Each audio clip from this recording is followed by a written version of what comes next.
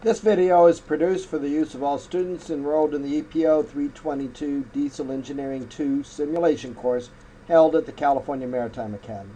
This is the second of 4 tutorials covering how to complete Lesson 3 using the Kongsberg Diesel Simulator. Alright, let's go back to where we left off. And this time we came up with heavy fuel oil, which is unusual. And I get this is one of the biggest reasons that the students will fail the lesson 3, because this happens and they have no idea what to do. Oh my goodness, it came up with heavy. What do I do? No big deal. Alright, so let's start it up. Alright, so my viscosity is quite high. How do we control viscosity? We heat it. That's how you control viscosity. Well, one of the things I want to do is I don't want to take the chance that while I'm going through this process that I would start the standby diesel generator, because then I would take the chance of having it start up when the fuel viscosity and everything is not right and damaging that generator. So the first thing we're going to do is go to Panel, go to Generator Control. We're going to take both generators out of auto. Sometimes the students will leave one in auto and one out. Well, you only have 2, so take them both out. Go to generator number 2, put it in local control so it's not going to be accidentally started, and then we'll switch it over to heavy. And then now we can start recirculating to that generator. Now, what happens is we'll go back. You can see that the fuel is coming in, and it's actually hot because the steam tracing's been on, so it's funny, it's hotter than the system. The system is only 39 degrees, and this coming in right now is 63, and it's going down. Well, that's been the steam tracing heating up the lines. Now, that fuel goes through here, through the filter, and you notice that I have pressure and a flow rate, right? So here's a viscosity right now on that, and I have flow through this back to the system, all right? So I am recirculating this fuel. Now, if we had started this accidentally, and I'm going from fuel at 40 degrees C to 60 degrees C, there's a good chance I could have seized up a pump. So let's go back. So I'm recirculating it, and that temperature will equalize over time. You see how the returns are the same right now. And again, that there is no fuel coming into the system. So we're going to have to heat this up. Now, what I'm going to do, by the way, and I want you to take a look at this viscosity control. By the way, if you click on it, you can get all kinds of information about the controller.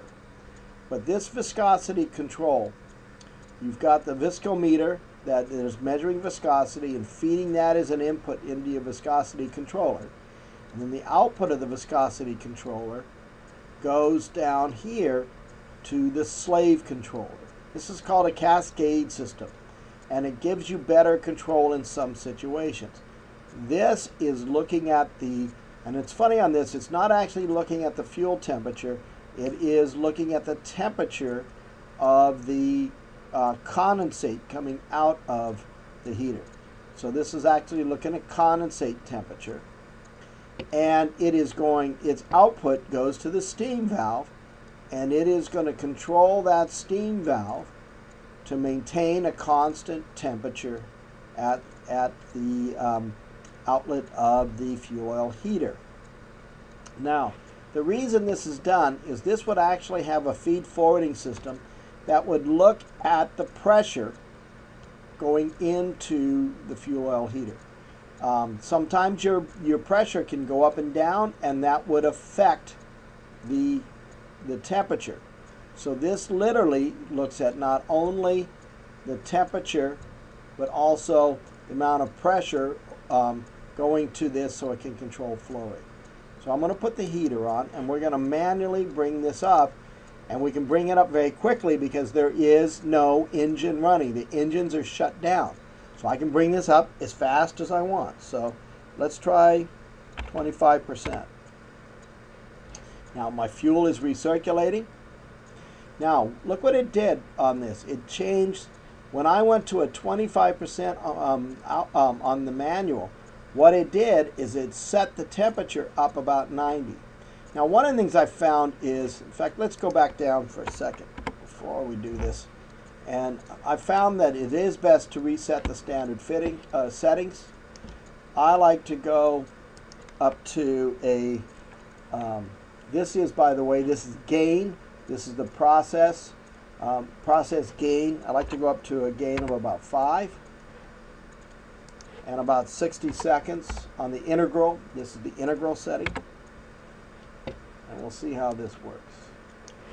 All right, so the blue is what my set point is. The brown is the process variable and actually is looking at this temperature right here. So you notice it's 72, which is about where you are right there. And then on the red, that's the output going to this steam valve. So let's try this again. Let's do 15%. Now, it reacted quite heavily because that's a big change. And my set point is now at 77. And it's bringing that down as the temperature is coming up and responding. So the temperature coming out on this is about 80. And we'll let that settle out. Now what's nice about having the chart recorder while you're doing this, by the way, is you can see the changes. And you can see the sudden rise in my process variable here. All right.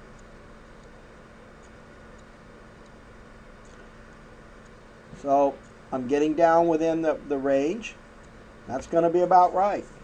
We can maybe go up a little bit more, but that's probably going to be about right. And you see my temperature coming up here. Now, if this was distillate, I would say, and that is the idea here, with distillate not below 2 centistokes.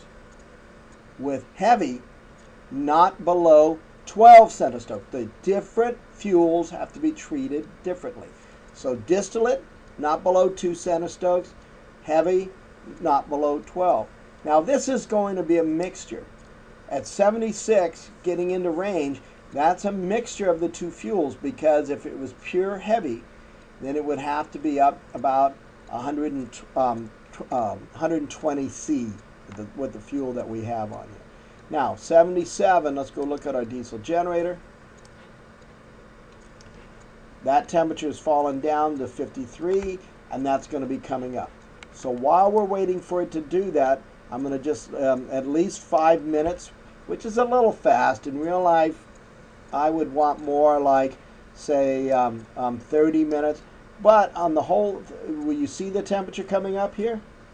So that pumps are equalizing. The thing that we're worried about on this is that if I raise the temperature of the fuel going through the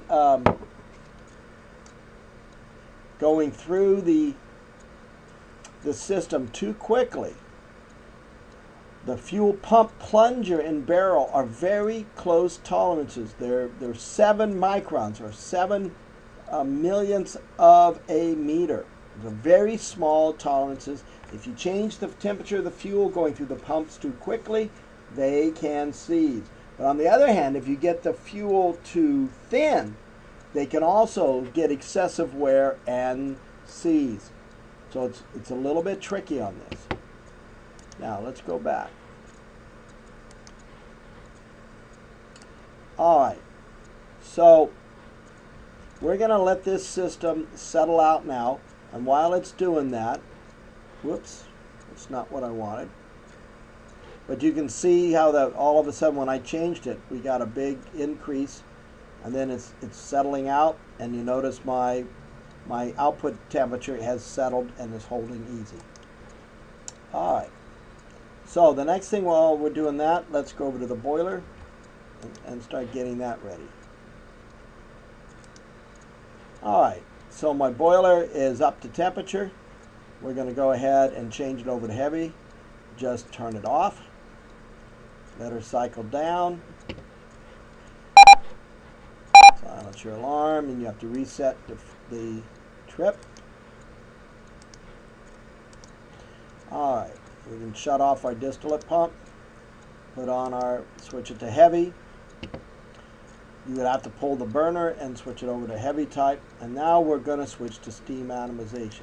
This is something that also confuses the students, and I'm not really sure why, but we were using atomizing air because we had no steam. Sometimes the students get the idea that you have to use air with distillate. No, you use steam with distillate too, but we didn't have any steam, so we were using atomizing air. Now we have steam, and it's much cheaper to use steam than pump it up in a compressor.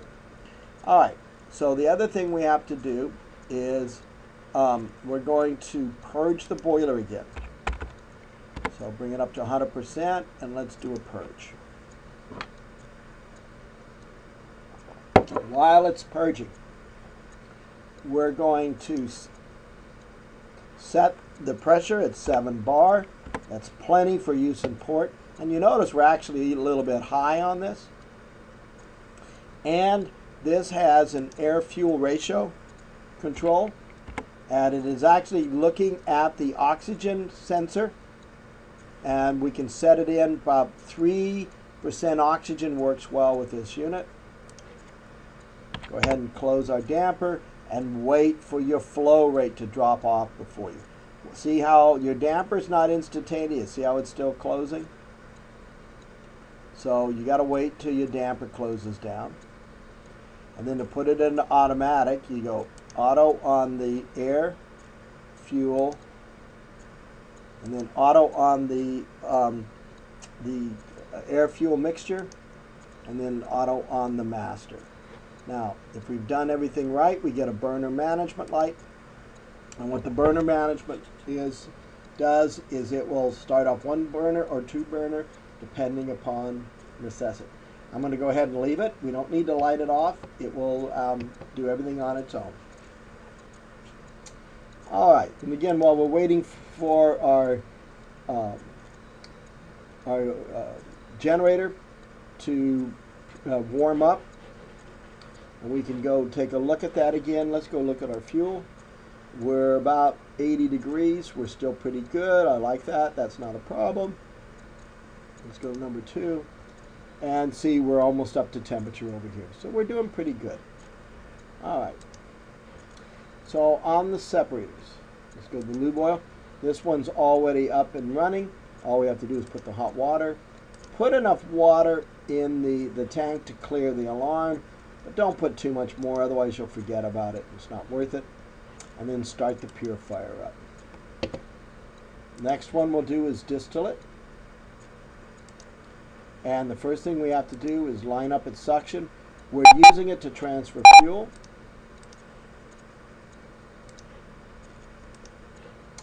We're using it to transfer fuel, so we're going to be taking a suction out of the tank and going into the diesel oil service tank. The only reason we're running this is to fill the tank up, by the way. All right. Usually set the rate at about 25%. This is a variable frequency drive. Start up the pump. Now, one thing I want you to notice, see how the fuel comes in, goes through the heater, and it returns back before the sensor. So you do not, on the diesel oil, get a flow rate. It's too bad. They should have put that here, and they should have put the flow sensor here, but they didn't. We're going to set it at 60C. And go ahead and put the steam control in automatic, and go ahead and put heat on. Now, by the way, on this, you're not doing this because that you have to thin down the viscosity. You're doing this to kill biological. That's enough temperature to kill any bugs that are living off the fuel. Open up the sealing water, and again clear the alarm, and start the purifier motor up. Next one, we go to our separators. And again, let's go back to their system. We want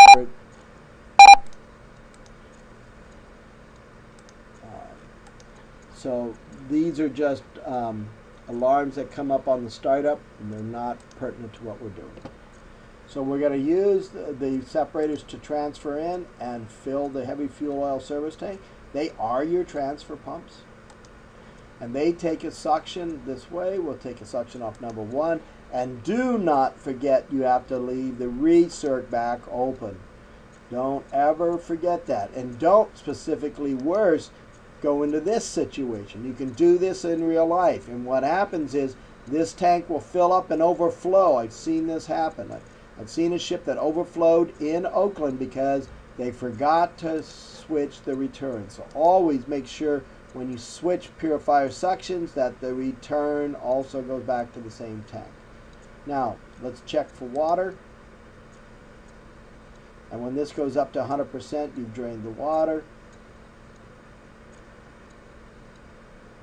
Now, when you're draining, by the way, too, do that on a daily basis. And be very careful that that you look very closely to make sure that you drain the water off and you get a norm. If you've got more water all of a sudden than normal, if you're draining off a lot more water, that could either mean that your tank heating is leaking and you've got condensate leaking in, or it could also mean that you're taking down salt water down the vent line. So watch it. All right, so now that we can go ahead and get them ready. About 50% works well on the flow control. There's been a change in there a little bit on their software. And go ahead, and this is a single speed pump. And we're going to start up our motor. And put sealing water to it, operating water. And our tank is actually fine, so we'll leave that. Now, once we get a flow rate on heavy, you set it at 98 degrees C. Go ahead and put our heat on. We would like to go higher than 98, but the problem is at 100 C, the water in the fuel would vaporize and get carried through the machine as a vapor. Not what we're looking for. Number 2, we're going to do the same thing.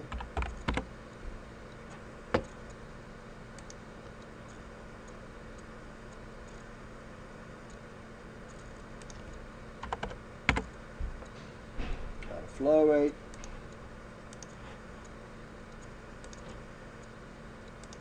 Alright. And those, just like the Bear, we're going to let all of those warm up. Let's go back. Oh, by the way, you notice too, it's waiting for the RPMs to come up on the separator. It would also tell you if your temperatures, that you're waiting for temperature or something on those orders. By the way, this is very good representation of a separator, say like an Alpha Laval, and how they work. All right, let's go back and look at our diesel oil. She looks like she's up to speed. We'll go ahead and put her in auto. And let's go look at our lube oil. And we'll go ahead and put this one in auto. Now, just for giggles, I'm going to go through this with you so that you understand. Right now, the fuel is bypassing the separator.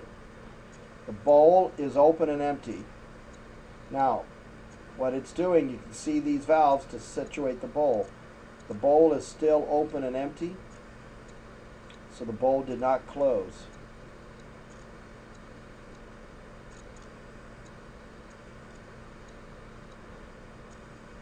When we see that change, it's trying to put the unit on the line. Now it's adding makeup, which is supposed to close the bowl. See, closed and empty, and then it went back to open. This is confused. What I'm showing you is this is not the way I've ever seen one work, and these will always trip out the first time. For some reason, this goes on. Puts fuel into the, yep, see it? Bowl open and empty. So what's going to happen? It goes right out the water discharge. They do this every time, and it goes out on the diesel oil and lube oil. They should not. This is a software problem, and I'm going to have to convince them to fix it. So your lube oil and diesel oil separators always tend to kick out. Now, at this time, we're going to let that go. We're going to go get our generator. So, our generator is 79. Whoops, excuse me. Our fuel oil system is 81. They basically equalized. I'm going to go put a generator on the line. Now, you notice right now, 0 flow rate. And these exactly match each other. Let's go back and start that guy up. We're going to start them locally. And you would in real life. I'd want you at the engine side when you start up for the first time on heavy so that you can hear anything that's going wrong. RPM's coming up. And our exhaust temperatures are looking pretty normal. I'd say she's good. So let's go ahead and put her on the line. Now, to put it on the line, we go back to generator control. We're going to select it as priority 1. Number 1 is priority 2, and put them in auto. I need this generator on the line. I am changing over from distillate to heavy right at the import using the generator.